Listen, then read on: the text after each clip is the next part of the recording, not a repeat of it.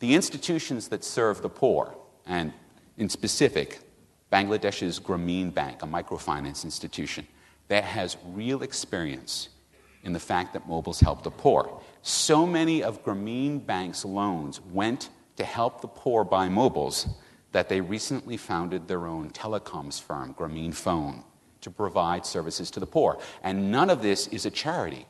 All of these organizations make money. But it turns out that helping the poor to communicate is one of the most effective ways to help them improve their economic status. And that wasn't predicted by anyone. After all, the poor need schools, they need clean water, they need inoculations, they need transparent governments. Yes, absolutely, they need all of these things. But they also need the tools that enable them to help themselves. And it seems that right now, the top of that list of tools is a mobile phone. And that singular discovery, that very important fact, is almost unknown in the Western world. But the poor of the world know it, and they've been snapping up mobile phones in unprecedented numbers. Now, sometime in the next 30 days, the telecom firms of the world will reach a milestone. There will be 3 billion mobile subscribers. Now, about 10% of that are subscribers who have multiple accounts.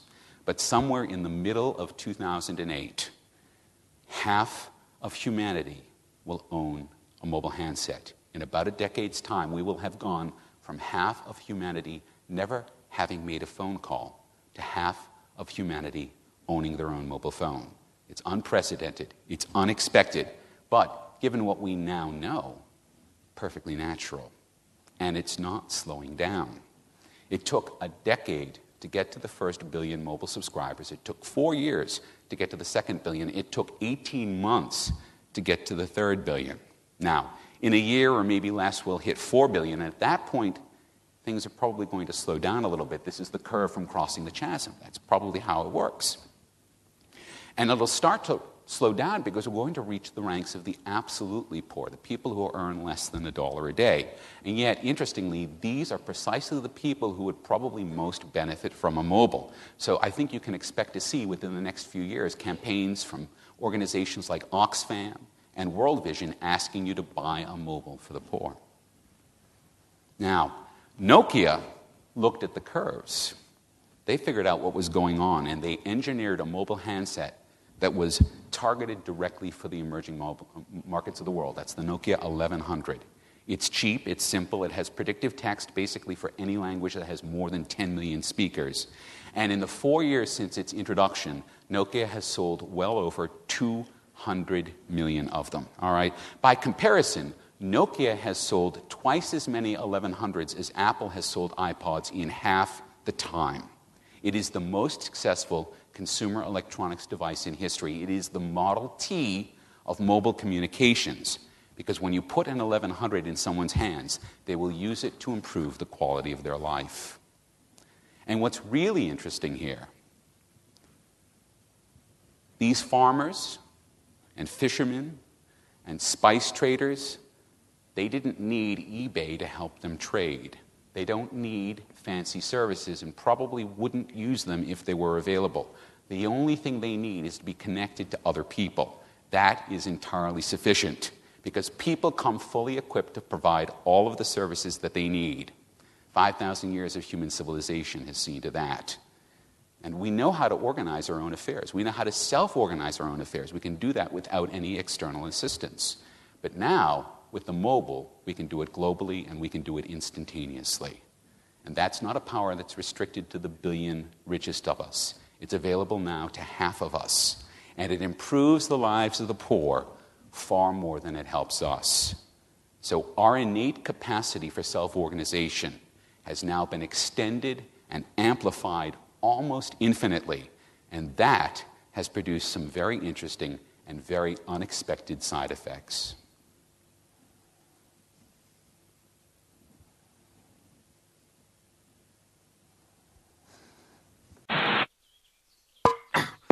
Motherfucking piece of shit!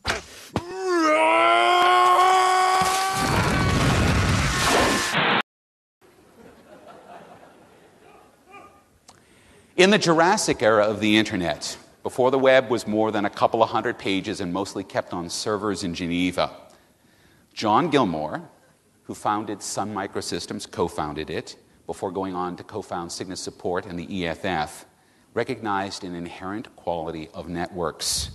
They force the sharing of information, and this was codified into what I call Gilmore's Law. The net regards censorship as a failure and routes around it. Now, at the time that Gilmore said this, he was talking politics. And Gilmore, you probably know, is a very political animal. He has a very long-running dispute with U.S. Homeland Security about his right to travel on airplanes throughout America without having to show ID, and that's going through the court system. And for many years, Gilmore's Law was thought of as a political maxim, that political censorship of the net was essentially impossible. And, of course, we all know that the Chinese have tried it with the Great Firewall of China. But just 2 months ago,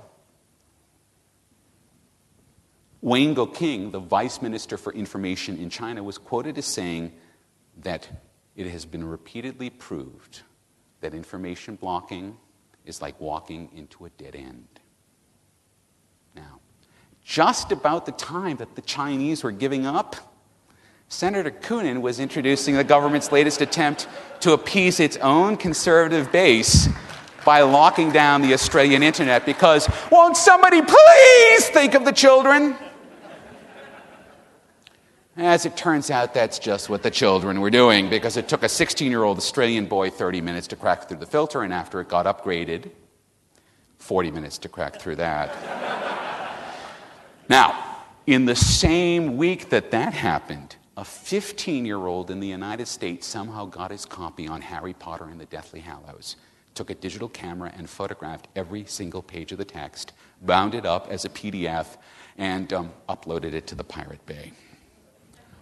It was available globally 4 days before its simultaneous international release. What do I think about this? What I think is that Gilmore was not thinking broadly enough. He assumed that censorship necessarily has a political dimension. It doesn't. Censorship can be driven by a whole wide range of motives. Some of them are political, some of them are moral, some of them are cultural, and some of them are economic. And in the end, it doesn't matter. All censorship inevitably encounters Gilmore's Law, and it loses. The net finds a way around it. Now, even though this session started at 4:20, before we get all hippy-dippy and attribute agency to something that we know is just wires and routing boxing, we need to clarify what we mean when we use the word net. The wiring is not the network. The routers are not the network. The people are the network. We had social networks 10 million years before the telephone exchange. All right? We carry those networks around in our heads. They're part of the standard kit of our cortical biology. Now, we've been blessed with the biggest badass networking gear of all of the hominids, but all of us share the same capacity. The social sharing of information has played an enormous part, probably the pivotal part, in the success of the human species. We are born to plug into the network of other human beings and share information. It's what we do. But just now, and because of that, we're facing increasing collisions between Gilmore's Law and the old-fashioned and time-tested ways of working in the world. We have long known that there are no secrets in a small town. But now, that same law of interpersonal relationships is being applied to governments, to institutions, and to businesses of every shape and description. Consider